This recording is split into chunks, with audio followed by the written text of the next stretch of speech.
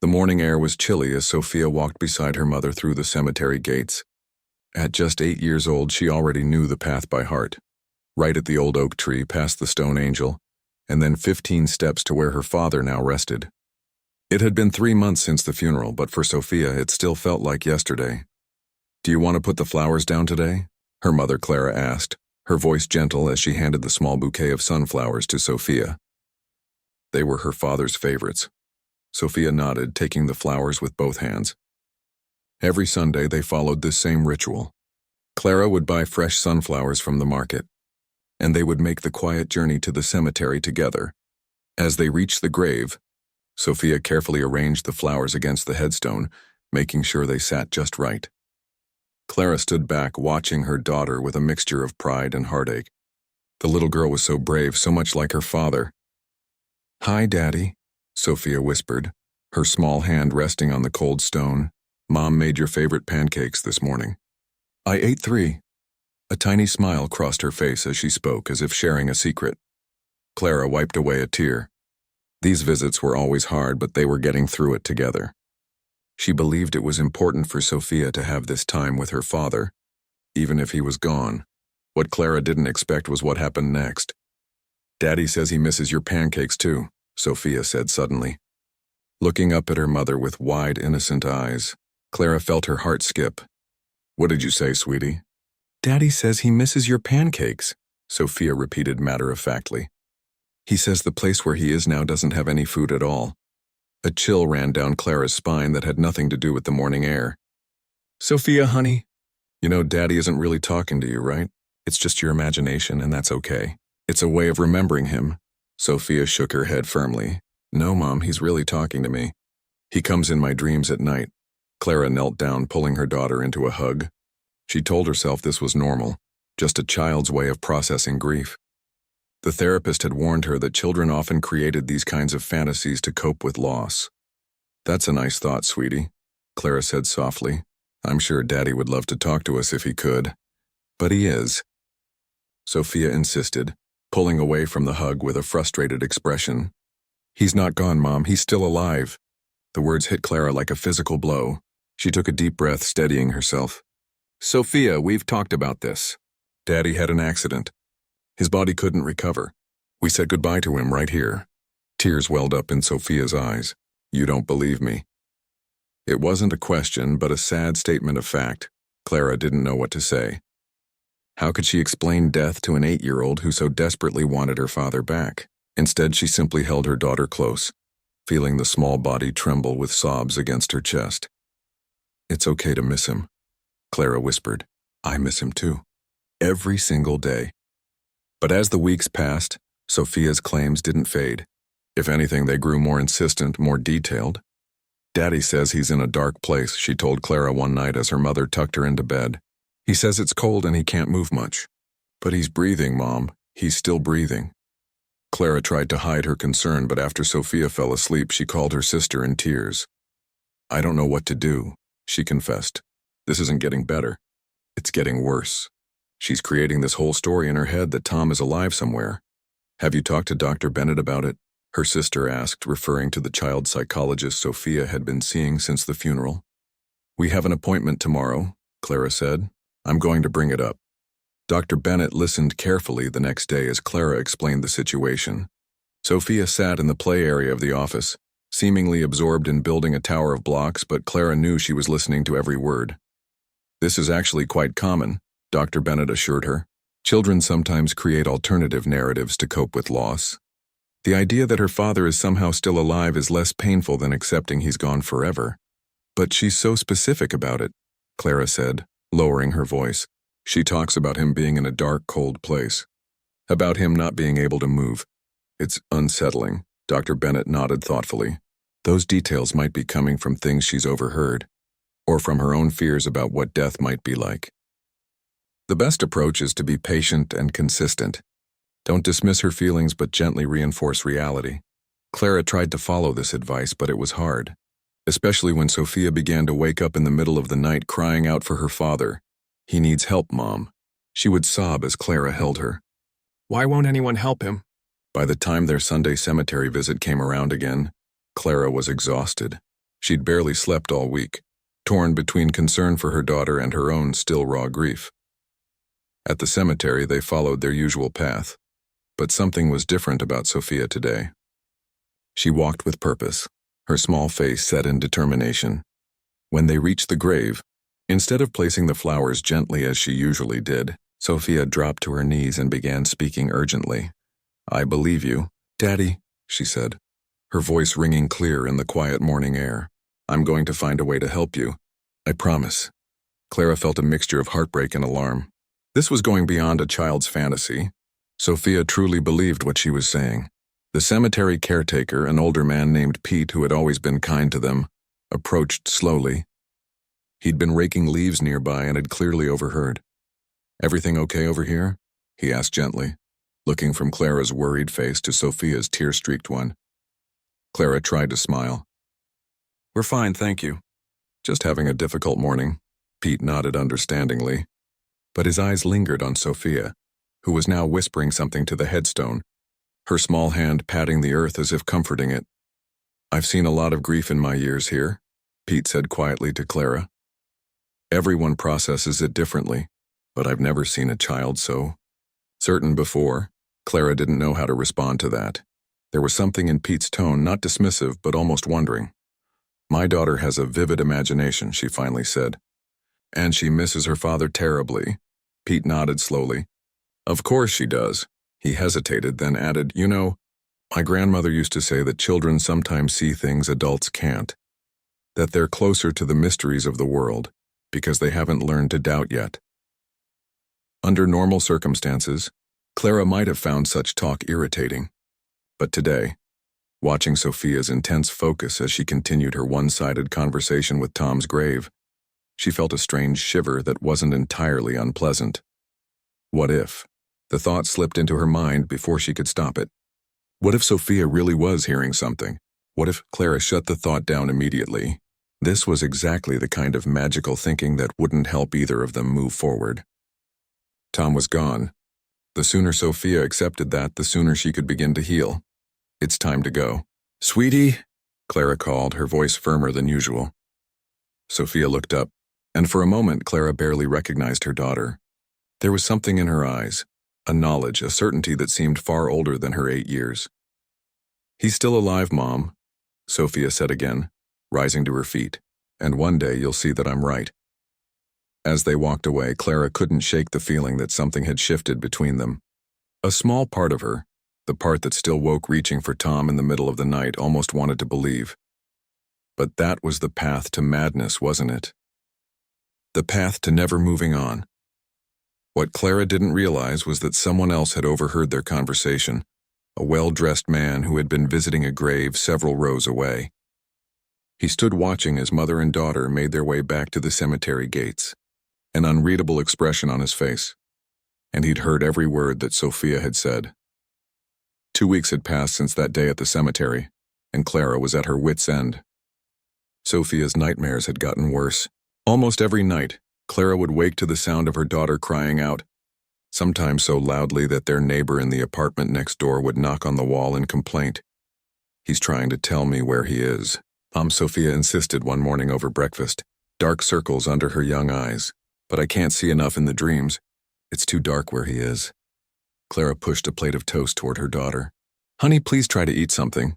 Sophia picked at the toast without interest. "Daddy says he's hungry all the time now." Clara put down her coffee cup a little too hard, causing some to spill onto the table. She quickly wiped it up with a napkin, trying to hide her frustration. "Sophia, we need to stop this. Daddy is gone. I miss him too, every single day, but making up stories won't bring him back. I'm not making it up." Sophia's voice rose, her small face flushing with anger. "Why won't you believe me?" Before Clara could answer, the phone rang. It was Dr. Bennett's office calling to confirm their appointment that afternoon. Clara had decided it was time to increase the frequency of Sophia's therapy sessions. Later that day, Clara sat in the waiting room while Sophia met with Dr. Bennett alone. This was new. Previously, Clara had always been present during the sessions, but Dr. Bennett had suggested that Sophia might open up more without her mother there. After what seemed like an eternity, the office door opened. "Mrs. Chen, could you join us, please?" Dr. Bennett's face gave nothing away. Inside the office, Sophia sat in a large armchair, her feet barely touching the ground. She looked small and defiant. "Sophia has been telling me more about her dreams," Dr. Bennett said carefully once Clara was seated. "I thought it might be helpful for you to hear what she's experiencing, and for us to talk about it together." Clara nodded, her throat tight. "Sophia, can you tell your mom what you told me? About where you think your dad is?" Sophia took a deep breath. "He's in a room with no windows. There's a bed and a toilet and a sink, but that's all. They bring him food sometimes, but not enough. He's cold a lot. And he said there's a camera watching him, so he has to be careful what he does." Clara felt her blood run cold. This wasn't the vague, "he's still alive" statements from before. This was detailed, disturbingly so. "Where is he getting these ideas?" Clara whispered to Dr. Bennett, though Sophia could clearly hear. "That's what I'm trying to determine," the doctor replied. "Sophia, have you seen any movies or TV shows recently that might have scenes like this? Or read any books?" Sophia shook her head firmly. "No, I'm just telling you what Daddy shows me." Dr. Bennett made a note on her pad. "And how does he show you these things, Sophia?" "In my dreams. I told you. He comes to me when I'm sleeping and he shows me where he is. He's trying to give me clues so I can help him." Clara couldn't hold back anymore. "This has to stop. Tom died in an accident at a construction site. We identified his body. We buried him. This fantasy is hurting you, Sophia, and it's hurting me too." Tears spilled down Sophia's cheeks. "It's not a fantasy. Why won't anyone listen to me?" The session ended with little resolution. Dr. Bennett prescribed a mild sleep aid to help with Sophia's nightmares and suggested a grief support group for children that met on weekends. "And what about these detailed descriptions?" Clara asked quietly as they stood at the door, Sophia already in the waiting room. "Should I be worried about something else? Could someone be influencing her somehow?" Dr. Bennett considered this. "I don't see any signs of outside manipulation, if that's what you're asking. No indication of abuse or coaching. This appears to be an elaborate coping mechanism, though an unusual one. Children typically create happy alternatives, daddy's in heaven or daddy's on a long trip. The specificity of Sophia's story is uncommon but not unheard of." This wasn't as reassuring as Dr. Bennett probably intended it to be. The days that followed were tense. Clara took time off work, worried about Sophia's state of mind. The sleep medication helped with the nightmares, but during the day, Sophia became increasingly withdrawn.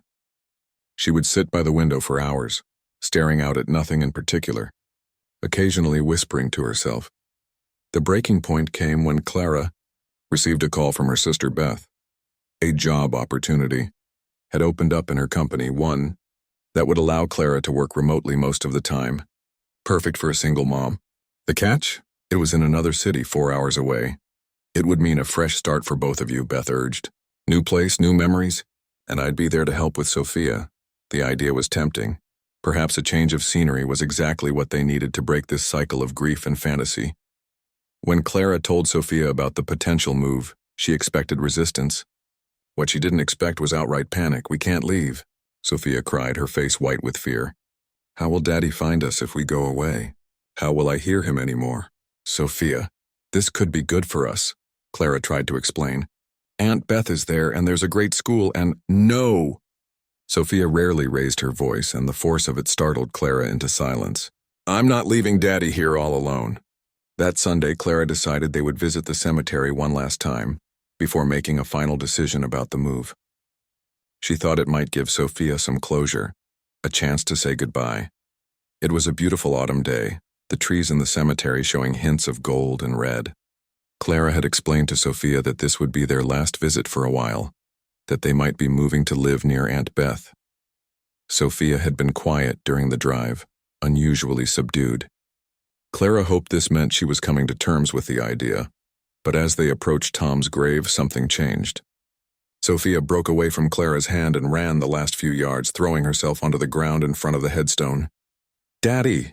Daddy, tell me where you are! Please, before they take me away," she sobbed, her small hands digging into the earth as if she could reach through it to the coffin below. Clara rushed forward, horrified. "Sophia, stop that right now!" But Sophia was beyond hearing. Her cries had turned into a keening wail that cut through the peaceful cemetery. "He's not here. He's not down there. He's somewhere cold and dark and he needs me to find him." Clara tried to pull her daughter away, but Sophia clung to the headstone, her knuckles white. Other visitors were turning to stare now, some with sympathy, others with discomfort. "Please, sweetie, you're making a scene," Clara begged, mortified and heartbroken all at once. "I don't care." Sophia shouted, her voice raw. "I'm not leaving him." "I promised I'd help him." A deep voice spoke from behind them. "Is everything all right here?" Clara turned to see a tall man in an expensive-looking coat watching them with concern. There was something familiar about him. Had he been at the cemetery before?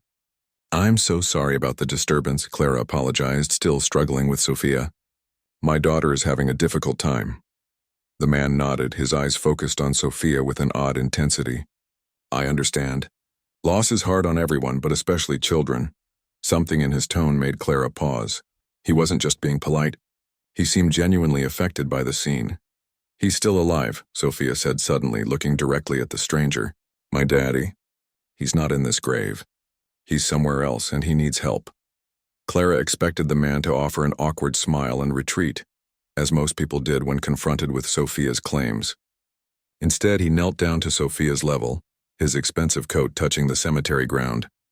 "Why do you think that?" he asked. His voice gentle but serious. Clara started to intervene. The last thing Sophia needed was a stranger encouraging her delusions. But something held her back. Sophia wiped her tears with the back of her hand. "Because he tells me. In my dreams. He shows me where he is, but I can't figure out how to find him." The man glanced up at Clara, then back to Sophia. "And what does he show you?" Before Clara could stop her, Sophia was describing her dreams again. The windowless room, the camera, the cold. But this time she added new details. The sound of machinery sometimes and men's voices speaking in hushed tones. The stranger listened without interruption, his expression thoughtful. When Sophia finished, he reached into his pocket and handed her a clean handkerchief. "My name is Alexander Reed," he said, standing up. "And I think, young lady, that I'd like to hear more about these dreams of yours." Clara stepped between them, protective instincts flaring. "I appreciate your concern, Mr. Reed, but we're dealing with a private family matter." Reed nodded respectfully. "Of course. I apologize for intruding." He reached into his coat and produced a business card which he offered to Clara. "If you change your mind, please call me. Anytime." Clara took the card automatically, glancing down at it. The card was simple but elegant, with just a name, phone number, and the logo of Reed Enterprises, one of the largest development companies in the region. When she looked up again, Alexander Reed was already walking away, his tall figure cutting a straight path through the gravestones. "Who was that man, Mom?" Sophia asked, suddenly calm. Clara stared at the card in her hand. "I don't know, sweetie. Just someone being kind, I think." But as they made their way back to the car, Clara couldn't shake the feeling that this chance encounter was somehow significant. And for the first time since Sophia had started insisting her father was alive, Clara felt a tiny seed of doubt take root in her mind. What if, just what if, there was more to this story than a child's desperate fantasy? Alexander Reed sat in the back of his car as his driver navigated the evening traffic.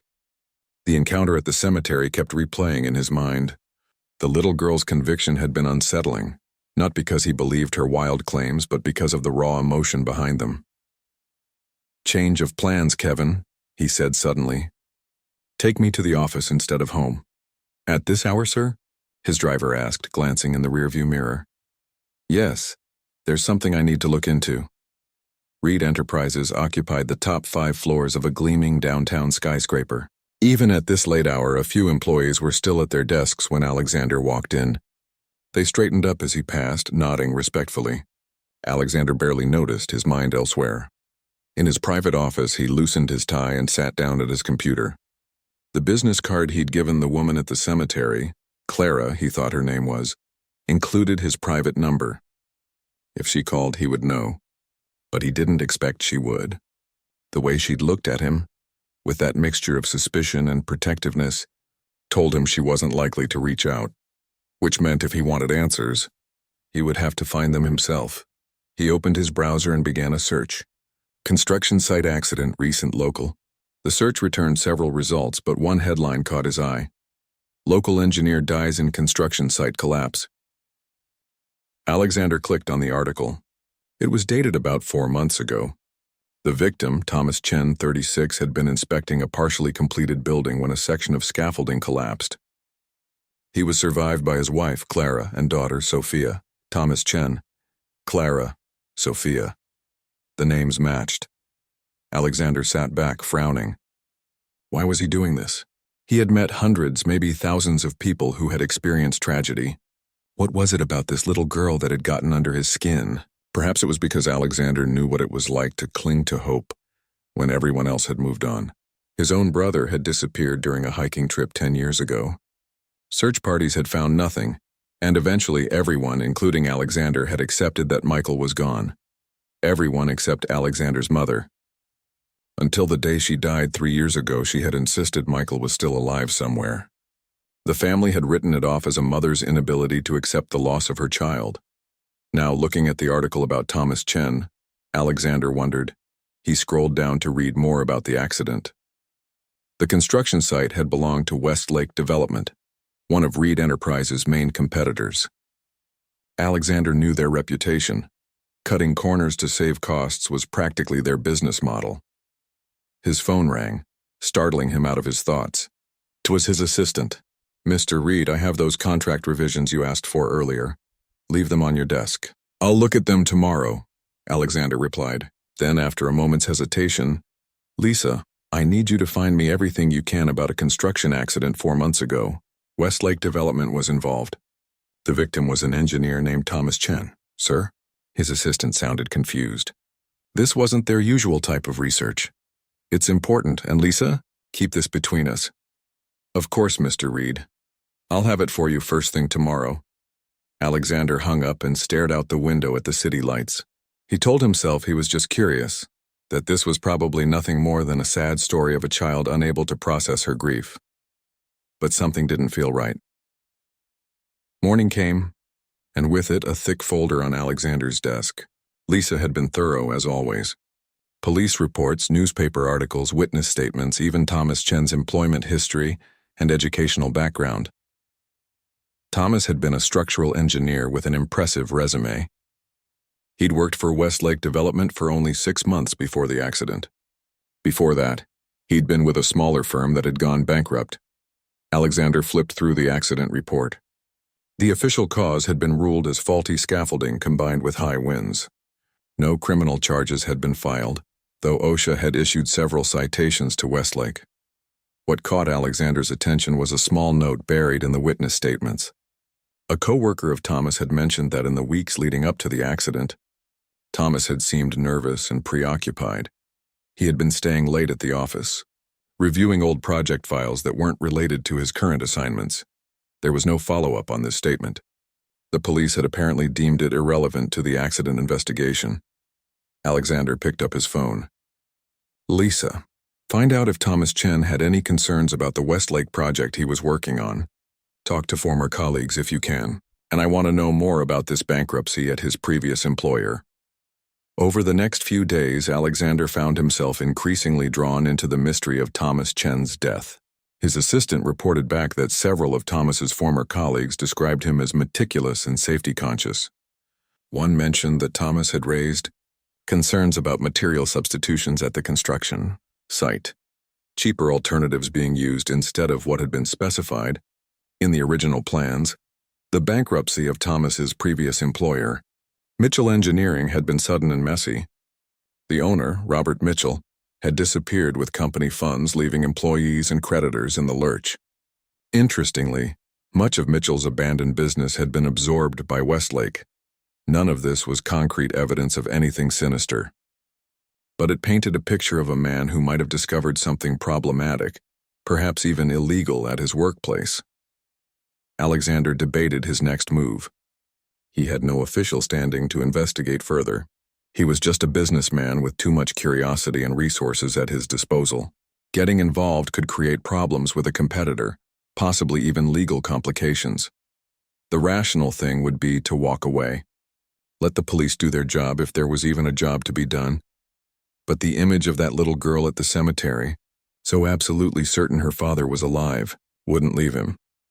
Alexander reached for his phone again, but before he could make a call, it rang. An unknown number.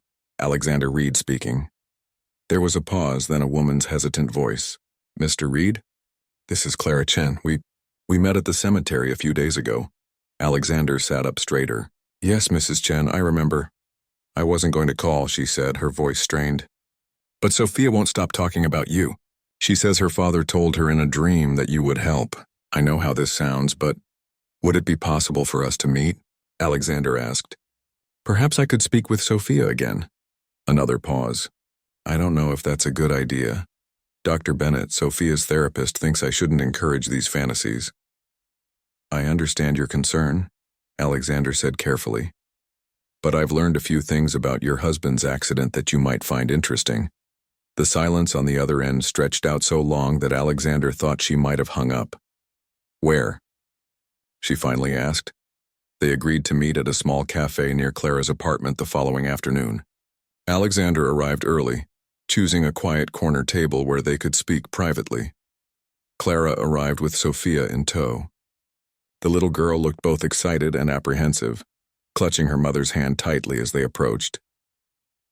Thank you for meeting with me, Alexander said, standing to greet them. Clara nodded stiffly. She was an attractive woman, Alexander noted, though exhaustion had left its mark on her face. I'm not sure why I'm here, she admitted. This goes against everything the therapist advised. I understand, Alexander replied. And I want to be clear. I'm not here to make promises or false hopes. But I've been looking into your husband's accident, and I have some questions. Clara's eyes widened. You've been investigating Tom's death? Why would you do that? Alexander glanced at Sophia, who was watching him intently. Let's just say I know what it's like to lose someone and never get clear answers. Sophia spoke up suddenly. Daddy said you would believe me. Clara shot her daughter a warning look, but Alexander leaned forward slightly. What else did your dad tell you, Sophia? That he found bad things in the numbers. That's why they took him away, Clara sighed. Sophia, please. Bad things in the numbers? Alexander repeated. What numbers? Sophia shrugged. I don't know. Just the numbers. He was trying to fix them when the bad men came. Alexander and Clara exchanged a glance. To Clara, this probably sounded like more of her daughter's fantasy. But to Alexander, it resonated with what he'd learned about Thomas reviewing old project files. Mrs. Chen, was your husband good with numbers? Accounting, perhaps? Clara looked surprised at the question. He was an engineer, but yes, he had a head for figures. He did our taxes, managed our investments. Why? Alexander hesitated. How much should he share? He didn't want to give Clara false hope, but he needed her cooperation to learn more. The colleagues I've spoken with mentioned that in the weeks before his death, your husband seemed concerned about something at work. He was reviewing files that weren't related to his current projects. Clara's face paled. You really have been investigating. I thought. She trailed off, then gathered herself. Tom did mention some concerns about his workplace. He said materials weren't up to code, that corners were being cut. But he was handling it. At least that's what he told me. Alexander nodded slowly. And the accident happened not long after? 2 weeks later, Clara whispered. Are you saying it wasn't an accident? Alexander chose his words carefully. I'm saying there are questions worth asking. Sophia, who had been quiet during this exchange, suddenly tugged on Alexander's sleeve. Will you help us dig up Daddy's grave? She asked, her voice perfectly serious. Sophia, Clara gasped. That's enough. But Alexander didn't laugh or dismiss the girl's request. Instead, he asked, Why do you want to dig up the grave, Sophia? The little girl's answer sent a chill down his spine. Because Daddy isn't in there, she said simply. And if you dig it up, everyone will finally believe me. Clara stared at Alexander Reed across her kitchen table, her hands wrapped tightly around a mug of tea that had long gone cold. It was nearly midnight. Sophia had finally fallen asleep after fighting it for hours, afraid she might miss something important. You can't be serious, Clara said, her voice barely above a whisper. Exhume Tom's body? That's insane. Alexander nodded slowly. I know how it sounds. But consider what we've learned in the past week. What they had learned was troubling, to say the least. Alexander's contacts had uncovered financial irregularities at Westlake Development going back years. Projects consistently came in under budget, not because of efficiency but because of substandard materials. Building inspectors had been bribed, safety violations had been covered up. And Thomas Chen, with his attention to detail and strong ethical code, had apparently stumbled onto it all. Even if everything you found is true, Clara argued, it only proves that Westlake is corrupt, not that Tom is alive. People cut corners in construction all the time. They don't kidnap engineers and fake their deaths. Unless those engineers have evidence of fraud that could send people to prison, Alexander countered. The accounting discrepancies alone would be enough for criminal charges. If Tom had solid proof, Clara shook her head, fighting back tears. Stop, just stop. Do you have any idea what you're doing to me? For months I've been trying to accept that my husband is gone. I've been trying to help my daughter accept it too. And now you show up with these theories that sound just as crazy as Sophia's dreams. Alexander leaned forward. What if they're not just dreams, Clara? What if Sophia is somehow sensing something real? That's not possible. Maybe not. But there's an easy way to find out. Alexander took a deep breath. Let me arrange for the exhumation. If Tom's body is there, then I'm wrong. Sophia's dreams are just dreams, and I'll never bother you again. But if the coffin is empty... Clara stood up abruptly, the chair scraping against the floor. This conversation is over. I think you should leave. Alexander remained seated. Clara, please. Just consider... No, she cut him off. I let you into our lives because I thought you might help Sophia come to terms with her father's death. Instead, you're feeding her delusion. We buried Tom. I saw his body. Alexander's voice was gentle but persistent. Did you? The funeral home said the casket was closed due to the nature of the injuries. Nobody actually saw Tom's body after it was prepared for burial. Clara's hand flew to her mouth. How do you know that? Have you been talking to everyone in our lives? I'm thorough, Alexander admitted. It's how I built my company. When something doesn't add up, I keep looking until I find the answer. Clara sank back into her chair, suddenly exhausted. Why do you care so much? You didn't know Tom. You don't know us. Alexander was quiet for a moment. My brother disappeared 10 years ago, he finally said. Everyone assumed he was dead, but my mother never believed it. She died still waiting for him to come home. I'm sorry, Clara said automatically. I always thought she was in denial, that she couldn't face the truth. Alexander stared down at his hands. Now I wonder if she sensed something the rest of us couldn't. If I had listened to her, really listened, maybe things would be different. The kitchen fell silent except for the soft ticking of the clock on the wall. Clara studied Alexander's face, seeing the pain there, the regret. For the first time, she wondered if he might be right. Not about Tom being alive, that was still too far-fetched, but about there being more to his death than a simple accident. Let's say I agree to this, she said slowly. How would it even work? You can't just dig up a grave without permission. Actually, you can with a court order. I have connections in the legal system. I can make it happen discreetly, quickly. And when it turns out Tom's body is exactly where it's supposed to be. What then? Alexander met her gaze steadily. Then at least we'll know. Sophia will know. Sometimes certainty, even painful certainty, is better than doubt. Clara closed her eyes, thinking of her daughter upstairs, finally sleeping peacefully for the first time in months. The hope in Sophia's eyes when Alexander had listened to her. The absolute conviction in her voice when she insisted her father was still alive. I must be losing my mind, Clara whispered, opening her eyes. Fine, do it. The legal process took 3 days. Remarkably fast, but as Alexander had said, he had connections. The exhumation was scheduled for early morning, when the cemetery would be empty of visitors. Only essential personnel would be present. The cemetery manager, a representative from the funeral home, a police officer to witness the proceedings, and a medical examiner. Clara had wanted to keep Sophia away, but the girl had been adamant. I have to be there, she insisted. Daddy said I need to be there. So here they were, standing a respectful distance from Tom's grave as workers carefully removed the headstone and began to dig. The sky was overcast, threatening rain. Clara held Sophia's hand tightly, wondering for the 100th time if she had made a terrible mistake.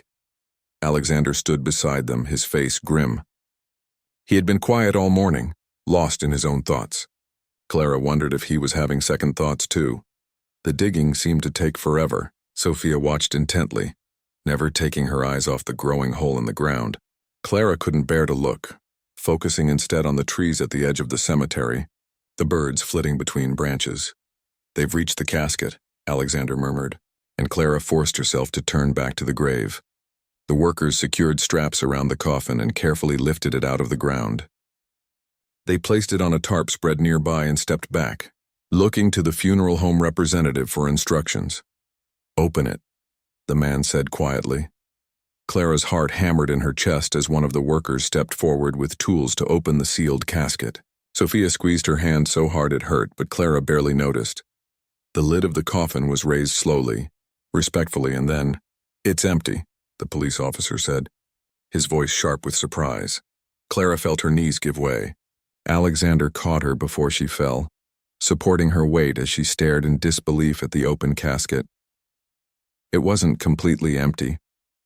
There were weights inside, sandbags arranged to approximate the weight of a human body. But there was no Tom. "I told you," Sophia whispered, looking up at her mother with wide eyes. "I told you he wasn't there." The next few hours passed in a blur. The police officer made calls. More officials arrived. Questions were asked. Clara answered as best she could, still numb with shock. Alexander took charge, his calm authority keeping the situation from descending into chaos.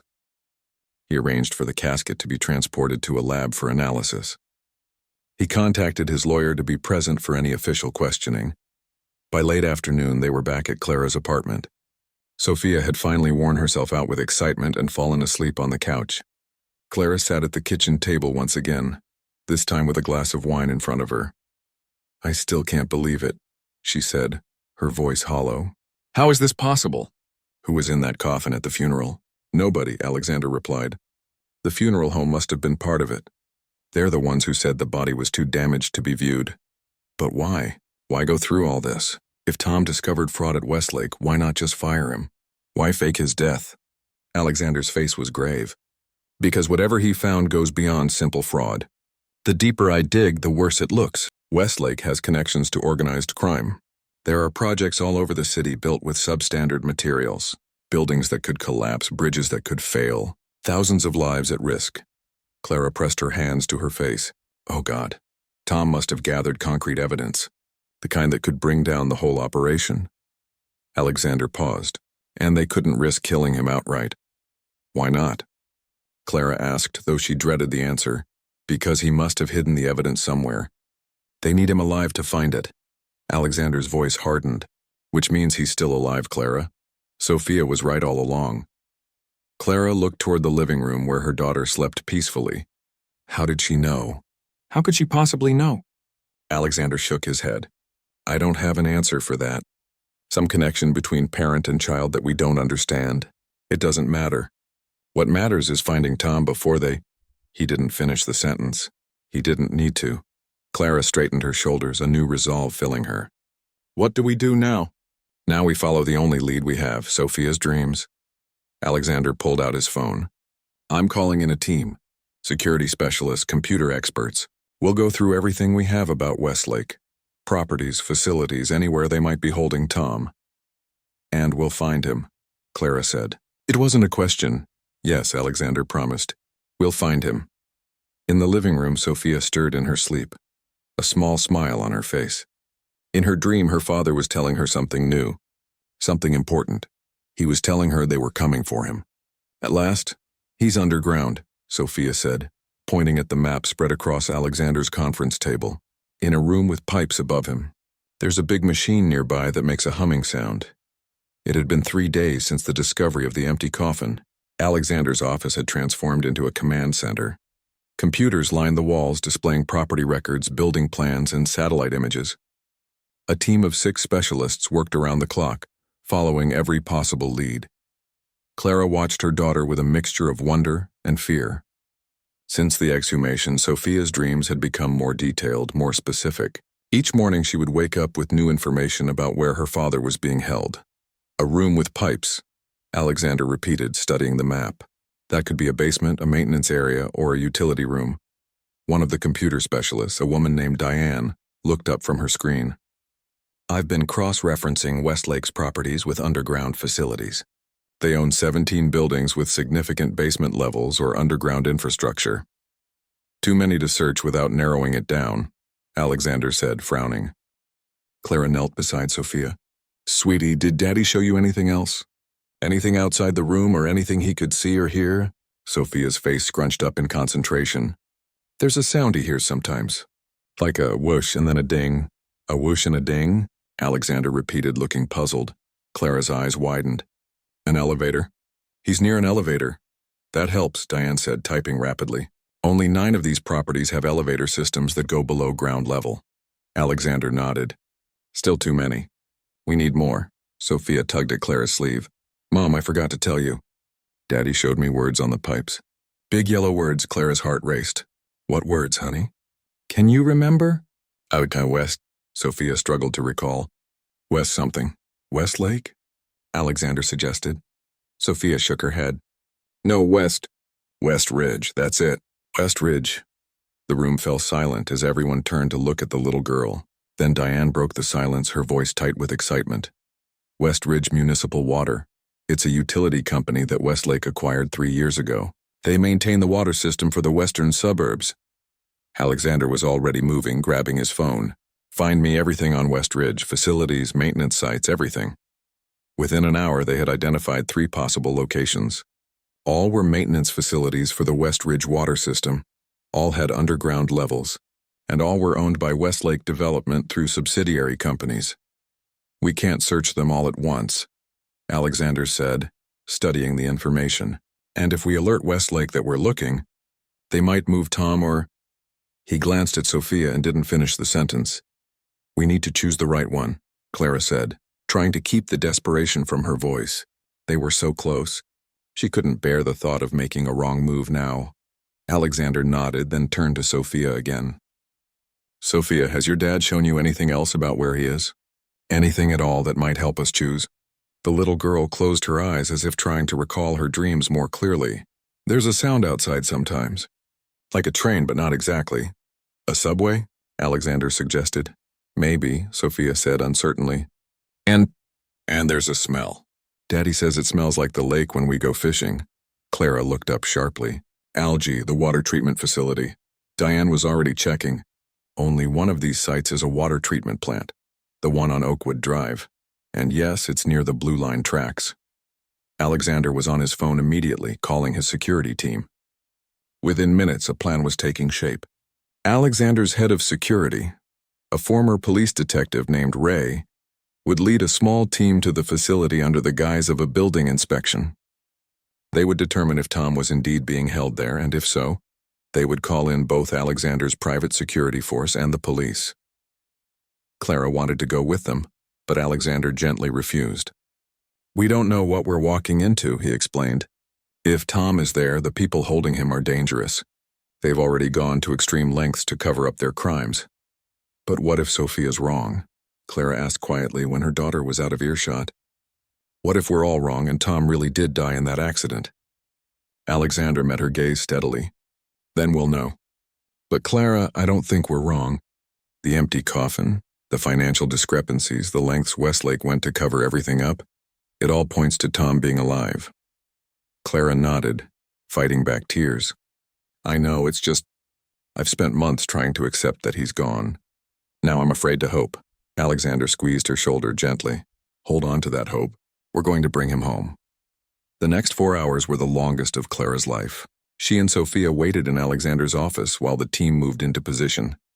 Diane stayed with them, monitoring communications between the security team and providing updates. They're at the facility now, Diane reported, listening to her earpiece. No resistance so far.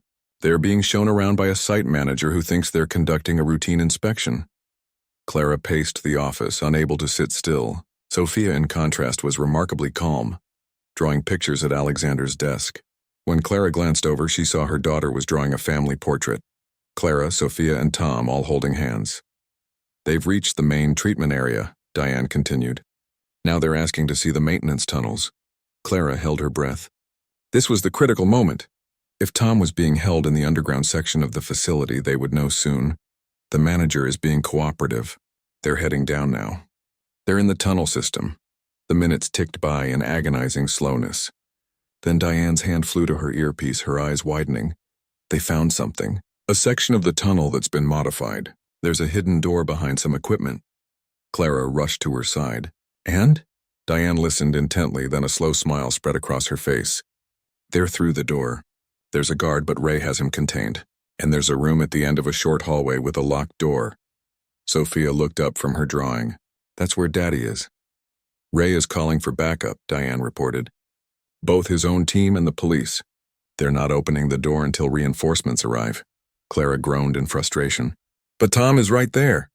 They're doing it right, Alexander said firmly, having just entered the room. If we rush this, someone could get hurt. Tom could get hurt. The next hour was a blur of activity. Alexander left to join his team at the facility. Police arrived at the scene. News vans began to gather outside as word leaked out about a possible hostage situation. Through it all, Sophia remained strangely serene. It's okay, Mom, she said, taking Clara's trembling hand. Daddy knows we're coming. He's ready. Finally, Diane received the news they'd been waiting for. They've opened the door. There's a man inside who matches Tom's description. He's alive, Clara. He's alive, and they're bringing him out now. Clara collapsed into a chair, overcome. It was really happening. After all these months of grief and doubt, Tom was coming home. Alexander sent a car for them with a police escort to navigate through the growing crowd of reporters. By the time they reached the facility, Tom had been taken to a waiting ambulance. He was dehydrated and malnourished, but otherwise physically unharmed. When Clara and Sophia arrived, he was sitting on the edge of the ambulance, a blanket around his shoulders, talking to police officers. He looked thin and pale, his hair longer than Clara remembered, his face covered in a scraggly beard. He was the most beautiful sight Clara had ever seen. Tom, she cried, running toward him. He looked up, his tired face transforming with joy. Clara, Sophia. They collided in a tangle of arms and tears and laughter. Tom held them so tightly it almost hurt, burying his face in Clara's hair, then kneeling to pull Sophia into his embrace. You found me, he whispered, his voice hoarse with emotion. You actually found me. Sophia found you, Clara said through her tears. She never gave up. She knew you were alive. Tom pulled back slightly to look at his daughter in wonder. How? How did you know? Sophia smiled, touching his face as if to make sure he was real. You told me, Daddy, in my dreams. You kept telling me until everyone believed. Tom looked confused, but he hugged her again, too overwhelmed to question the miracle of his rescue. Later, when things had calmed down, they learned the full story.